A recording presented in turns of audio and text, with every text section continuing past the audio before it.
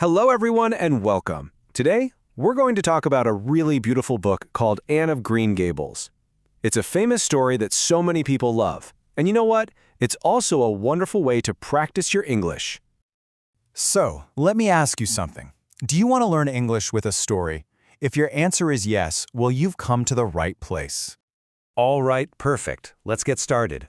We're going to go through this story together, step by step. I think you'll find it's a really fun and easy way to learn. So, here's our plan for today. First up, we'll look at the main idea of the story. Then, we'll meet the important people in the book.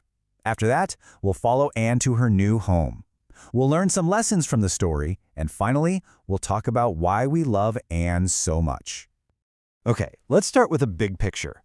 Before we jump into all the little details, what's the story really all about? So, what's the main idea? Well, it's pretty simple, actually. It's all about a young girl who is looking for a home and a real family. And as she finds them, she also learns some really important lessons about life and about growing up. It's a wonderful story. Okay, now that we have the main idea, let's meet the people in the story. You know, getting to know the characters is super important for understanding any book. First up, of course, is Anne Shirley. She's our main character. Anne is an orphan, which just means she doesn't have a mom or a dad. She has this bright red hair and, a huge imagination. She's always dreaming about wonderful things. Next up is Matthew Cuthbert. Now, Matthew is a very, very quiet man. He doesn't say much, but he has a very kind heart. And what's really sweet is that he likes Anne right from the start. And this is his sister, Marilla Cuthbert. Marilla, well, she's a little different. At first, she seems pretty strict, very serious. But as the story goes on, she really learns to love Anne. It's like Anne opens up her heart. And of course, every story needs a best friend, right? Meet Diana Barry. She becomes Anne's very best friend. They're super close, just like sisters. And then there's Gilbert Blythe. Gilbert is in Anne's class at school. At the beginning, they're rivals. They're always competing to be the best student. But over time, things change and they become really good friends. Okay, we've met the people. So let's dive into how the story actually begins.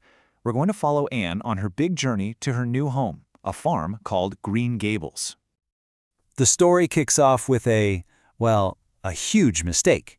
You see, Matthew and Marilla, they wanted to adopt a boy to help them on the farm, but guess who shows up? Anne. Can you just imagine how surprised they were? So, here's a quick look at Anne's journey. It all starts when she arrives at Green Gables. Then she goes to school, she starts making friends, and as she grows up, she works really hard and even becomes a teacher herself. It really shows you just how much she learns and changes. Let's take a closer look at her and Gilbert. In the beginning, Anne really does not like him. He teases her about her red hair, he even calls her carrots. But as they get older, they learn to respect each other, and they end up becoming wonderful friends. It's a really important part of her story. So remember we talked about Anne's big imagination? Well, it's an amazing thing, but boy, does it get her into some trouble sometimes. For example, there's this one time she tries to dye her hair black, but it turns green by accident. It's a super funny moment, but it really shows you her personality. She's curious and always up for an adventure. So, Anne has a new home, she has new friends, but what does she actually learn? Let's talk about the big ideas in the book. The lessons. What is this story really trying to teach us? The story really teaches us three big things. First, how important family is. Anne, who was an orphan, finally finds a real, loving family with Matthew and Marilla. Second, how special friendship is. Her friendship with Diana really shows us what it means to have a true friend. And third, the gift of imagination.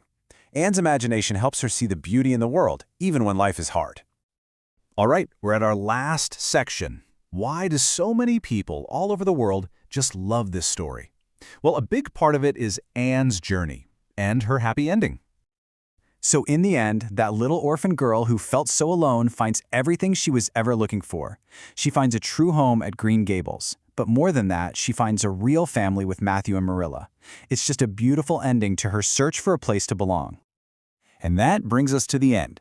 But before we go, I want to leave you with a question to think about. After hearing about her story, what do you think is the most important lesson from Anne for you?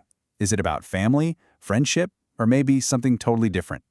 Thanks so much for exploring this wonderful story with me today.